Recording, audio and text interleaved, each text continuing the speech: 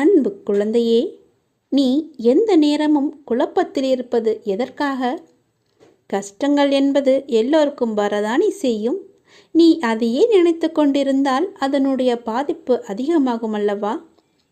உனக்கு எது நடந்தாலும் நான் தான் என்று பொறுப்பு என்று உன்னிடம் ஏற்கனவே சொல்லிவிட்டேன். நீயும் என்னிடம் சொல்லிவிட்டாய். இனி அதற்கு நான் தானே பொறுப்பு? உனக்காக நான் தானே கவலைப்பட வேண்டும். உன் மனக்குழப்பத்தை எல்லாம் நீக்கிவிடு. இனி நான் பார்த்து கொள்கிறேன். நீ எதற்காக வீணாக கவலைப்பட்டு கொண்டு உன்னை நீயே வருத்திக் கொள்கிறாய்?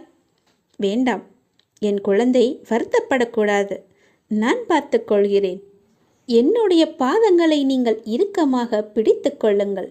துன்பத் துயரங்கள் மற்றும் கரும வினைகள் கரையவும் உங்களுடைய சித்தத்தை தெளிய வைத்து சித்தம்பரனிடம், அதாவது பரமனிடம் கொண்டு போய் சேர்க்கின்ற வழித்தடத்தை நானே ஏற்படுத்தி